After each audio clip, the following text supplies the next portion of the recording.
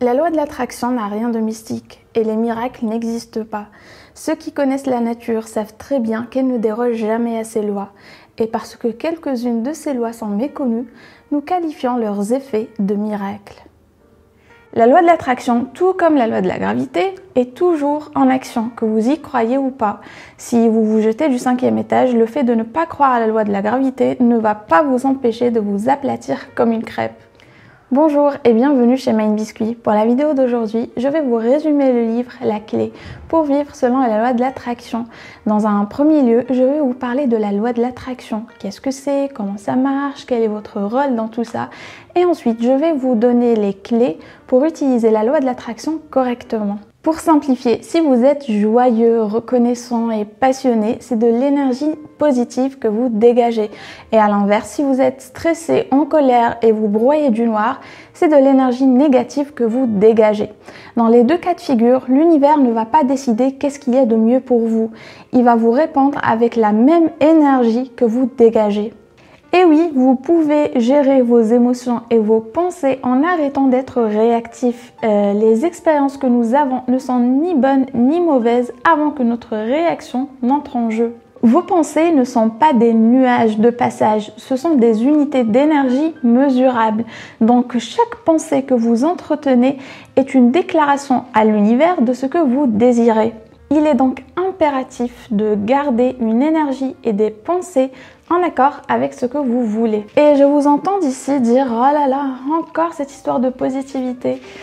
Oui, encore cette histoire de positivité. Il faut vous rendre à l'évidence que vos pensées négatives, que vos réactions négatives, que vous enclenchez par automatisme pour un oui, pour un non, vous font du mal.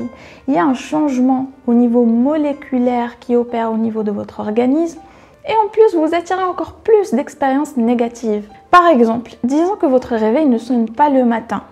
Vous allez vous réveiller, vous mettre en colère, sortir de chez vous entre deux jurons parce que vous n'arrivez pas à enfiler votre veste, et là, vous trouvez un pneu crevé. À ce stade-là, vous vous mettez dans tous vos états, vous mettez des coups de pied dans la voiture, vous la maudissez. C'est la réaction que 90% des gens auraient face à de telles circonstances. Mais franchement, est-ce que vous ne trouvez pas ça juste ridicule? Ce sont des choses hors de votre contrôle, donc quand ça arrive, on y fait face et puis c'est tout. Ça ne sert absolument à rien de se mettre dans tous ces états, mis à part de se rendre malade et en plus d'attirer encore plus de choses négatives. Vous avez dû remarquer quand vous vous levez du mauvais pied et quand quelque chose va mal, eh bien tout part en cacahuète. Et c'est de votre faute en fait, vous attirez ça.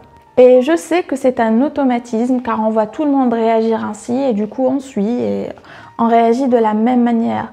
Mais vous pouvez reprendre le contrôle sur vos réactions et du coup, au lieu de réagir, prendre le temps de répondre intelligemment aux événements, aux circonstances et aux situations en prenant le recul nécessaire pour y faire face. Si vous ne pouvez rien y faire, comme l'histoire du réveil, ça ne sert à rien de vous mettre dans tous vos états.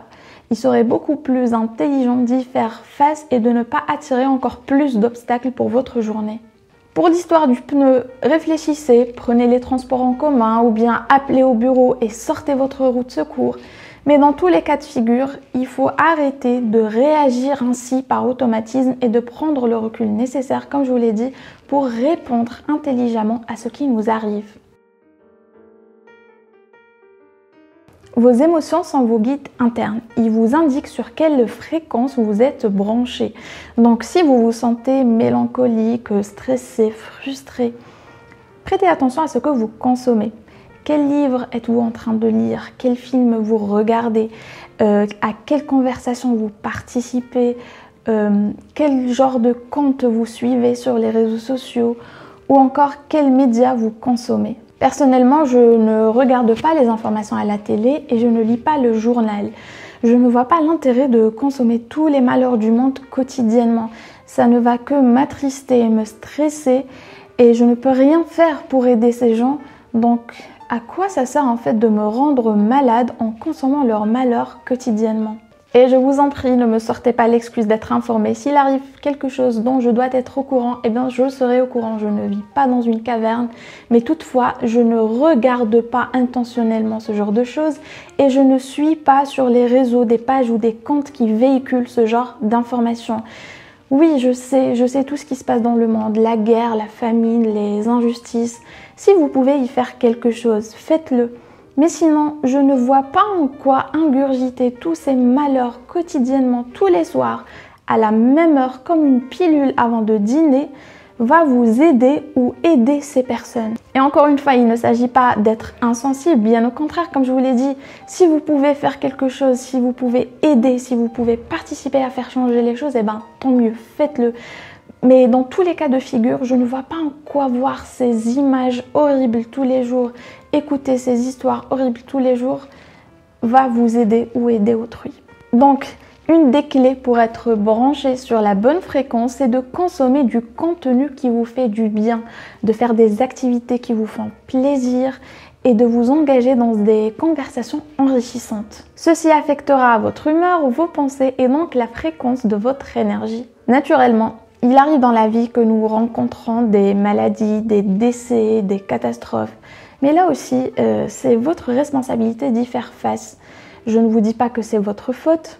Ce n'est pas de votre faute que ce soit arrivé, mais ça reste votre responsabilité d'y faire face et votre choix de vous laisser engloutir par ça ou pas.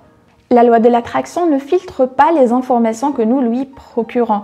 Elle ne décide pas de ce qui est meilleur pour nous, elle ne fait que refléter. C'est pour cette raison qu'il est très important de vous concentrer sur ce que vous voulez et non pas sur ce que vous ne voulez pas.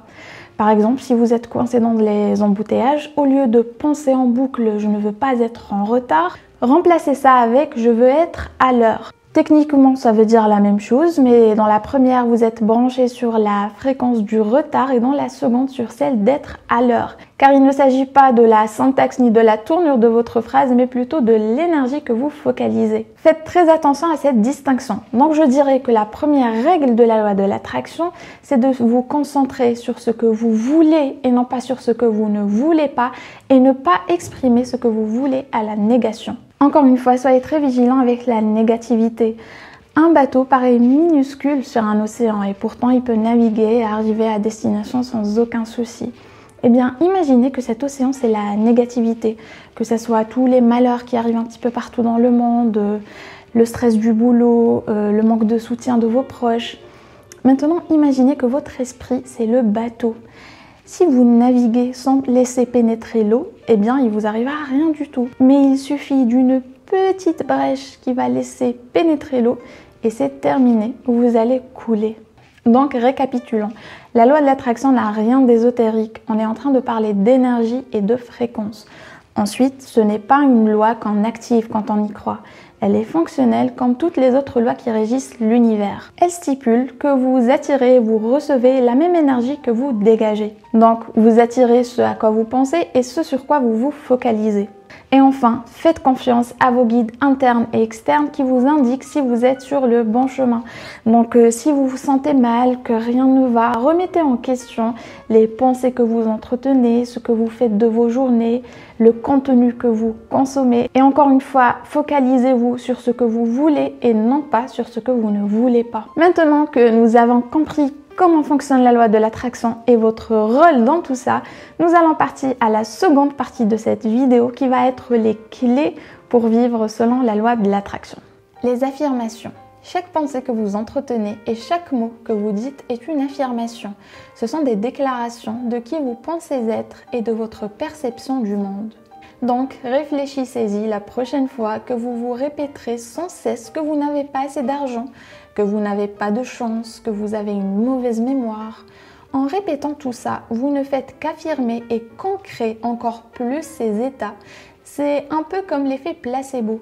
Quand vous pensez que la nourriture avait un goût bizarre et vous allez avoir une indigestion, vous l'aurez même si la nourriture était saine. Et un placebo en médicament fera disparaître tous vos symptômes alors qu'il n'y avait rien dedans. Tout ça, c'est votre cerveau. Si vous vous répétez quelque chose, il va y croire et la réaliser. Mais ce n'est pas tout, les affirmations ont pour but initial d'élever votre énergie et de vous inspirer, mais surtout coordonner vos émotions et votre vibration avec ce que vous voulez avoir. Il y a deux types d'affirmations. Les affirmations positives qui affirment simplement des croyances positives à propos de vous et de votre vie. Mais elles ont aussi un autre rôle, celui de reprogrammer votre subconscient. Car ce dernier est bourré de toutes les croyances limitantes qui sont venues s'installer suite à de mauvaises expériences ou aux opinions d'autrui. Par exemple, plus jeune, on aurait pu vous dire une ou deux fois que vous n'êtes pas habile, que vous êtes maladroit. Et quand on est jeune, notre subconscient prend tout comme une prophétie. Et donc, vous allez vivre toute votre vie en étant maladroit, pas parce que vous l'êtes, mais parce que votre subconscient vous le fait croire. Et le problème avec le subconscient, c'est qu'il est inaccessible. C'est seulement avec un travail d'introspection qu'on peut voir quelques schémas de pensée. Mais il est possible de les reprogrammer avec ces affirmations. Ensuite, nous avons les affirmations d'objectifs spécifiques, qui affirment des rêves, des objectifs et des désirs comme étant déjà accomplis. Les affirmations sont positives. N'utilisez pas la négation. Utilisez le temps présent. Une affirmation sert à déclarer quelque chose comme si c'était déjà le cas. Faites des phrases courtes, soyez spécifiques. Les affirmations sont personnelles. Vous ne pouvez pas les utiliser pour changer le comportement de quelqu'un d'autre. Répétez vos affirmations au moins une fois par jour. C'est très important de le faire quotidiennement. Pour ne pas oublier, vous pouvez les mettre sur ou à côté de votre miroir et les répéter à chaque fois que vous vous brossez les dents. Concentrez-vous sur moins de 5 affirmations à la fois. Il faut dire vos affirmations à voix haute si vous ne pouvez pas chuchoter. Il est très important de ressentir de l'émotion ou au moins de l'excitation en répétant vos affirmations, car l'émotion est la clé d'activation de l'affirmation. Ça ne sert à rien de les répéter machinalement, ça serait comme planter des graines dans une terre infertile. Et ensuite, la visualisation. Votre subconscient ne fait pas la différence entre une expérience réelle ou une expérience que vous avez vécue dans votre imaginaire. Il y répond de la même manière. À travers les techniques de la visualisation, vous pouvez créer une réaction émotionnelle et physique et votre subconscient va interner ces informations comme vérité et l'univers répondra avec une énergie qui lui correspond. Vous êtes responsable des images que vous ressassez. Si vous passez votre temps à imaginer le pire, eh bien c'est ce que vous attirerez. Car souvenez-vous, c'est la fréquence sur laquelle vous vous êtes branché. Créez un tableau ou un carnet de visualisation. La stimulation visuelle est très puissante et donc avoir des images et des mots qui représentent vos objectifs et ce que vous voulez avoir vous permet d'avoir une expérience de visualisation complète. Je vous invite à revoir ma vidéo sur comment faire un tableau de visualisation pour plus de détails. Comme pour les affirmations, il est très important de voir votre tableau ou votre journal quotidiennement, mais également de fermer les yeux et de visualiser ce que vous voulez comme si vous y étiez déjà. Le but, encore une fois, est d'avoir une réaction émotionnelle qui va vous brancher sur la bonne fréquence. L'attitude. Encore une fois, le choix vous revient. Vous pouvez vous plaindre et vous apitoyer sur votre sort ou avoir une attitude positive, peu importe les circonstances. On connaît tous ces personnes négatives qui sont tout le temps en train de se plaindre et de geindre, rien ne va jamais pour eux et on dirait que la vie s'acharne sur eux. Ils opèrent à une basse fréquence et attirent toujours plus avec la loi de l'attraction ce dont ils se plaignent. Il y a aussi ces personnes positives, radieuses, elles sont toujours avec le sourire aux lèvres, ont leur vie en main et leur énergie est rafraîchissante. Cela opère à une haute fréquence. Et on a l'impression que toutes les bonnes choses leur viennent avec facilité et aisance. Et encore une fois, c'est eux qui attirent ça. Entourez-vous de ces personnes positives, enrichissantes et épanouies qui vous soutiennent et encouragent vos progrès. Quant aux personnes négatives, vous n'êtes pas responsable de leur épanouissement et vous ne pouvez pas leur apprendre quelque chose qu'ils ne sont pas prêts à apprendre. Tout ce que vous pouvez faire, c'est leur montrer l'exemple et les encourager en vous assurant de garder une haute fréquence énergétique qui les influencera et non pas le contraire. Et ne jugez pas ces gens, contentez-vous de limiter le temps que vous passez avec eux. Prenez l'habitude d'être attentif à votre attitude et apporter des changements là où c'est nécessaire. Par exemple, moi j'avais cette tendance de me mettre très en colère à chaque fois que ma journée ne se passait pas comme prévu, que des imprévus surgissaient, je devais laisser tomber ou reporter certaines tâches. Mais j'ai appris à réagir en étant calme et en me disant que rien n'arrive au hasard, que c'est probablement mieux ainsi. Et figurez-vous, c'est toujours comme ça que ça se passe. Cet imprévu se transforme en une très bonne expérience et je trouve le temps de finir toutes mes tâches. La meilleure attitude que vous puissiez avoir, c'est la gratitude et l'appréciation. Être vraiment reconnaissant pour ce que vous avez actuellement dans votre vie va automatiquement en attirer plus. La méditation. Prenez le temps quotidiennement de passer du temps en silence avec votre respiration. Ce moment que vous vous accorderez sera un lieu de paix intérieure, loin du bruit, du stress, de votre liste de tâches à faire, de vos responsabilités, de vos difficultés. C'est un espace-temps qui vous permet de vous recentrer et de réorienter votre attention sur ce qui est important, le moment présent. C'est le moment de calmer votre esprit, restaurer l'équilibre et vous reconnecter à la source pour épuiser l'énergie dont vous avez besoin. Pour ne pas m'attarder sur le sujet, je vous renvoie vers 2 vidéos où je parle en détail de comment méditer et des bienfaits de la méditation. Encore une fois, il est crucial de pratiquer la méditation de manière quotidienne. Et méditer 10 minutes tous les jours est plus efficace que méditer 1 heure une fois par semaine. Commencez par ouvrir votre cœur et votre esprit et engagez-vous à utiliser ces outils quotidiennement. Soyez attentifs, chassez les pensées négatives et éliminez le doute.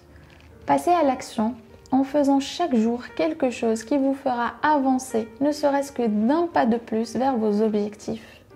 Il y a 2 types d'actions. Les actions évidentes. Par exemple, si vous voulez acheter une voiture, les actions évidentes seraient de choisir le modèle exact, d'aller faire un test de conduite ou encore de faire un versement automatique de votre salaire vers un compte d'épargne dédié à cette fin.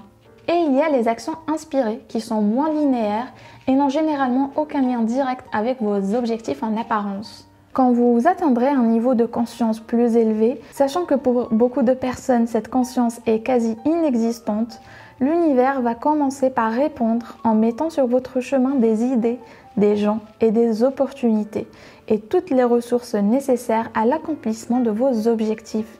Laissez votre curiosité vous guider et faites confiance à votre intuition. Croire. Maintenant que vous avez aligné vos pensées, vos émotions et votre énergie avec ce que vous voulez, que vous vous êtes engagé à prendre les mesures nécessaires pour y arriver, eh bien, il faut y croire et être confiant que c'est déjà à vous, même si ça vous semble très loin. C'est seulement de cette manière que l'univers manifestera tout le nécessaire. Et il ne vous restera qu'à vous en servir pour faire de vos rêves une réalité. Donc voilà, notre vidéo est terminée. J'espère que mon petit résumé vous aura éclairé un petit peu plus sur le sujet, vous aura donné envie de lire ce bouquin. Et sachez que vous pouvez télécharger le script de mon résumé ainsi que l'audio. Je vous mettrai les liens en barre d'informations. Et si vous voulez que je vous raconte mon expérience personnelle avec la loi de l'attraction, dites-le moi dans les commentaires et je vous ferai ça dans une prochaine vidéo. Et moi, je vous retrouve la semaine prochaine pour une autre vidéo.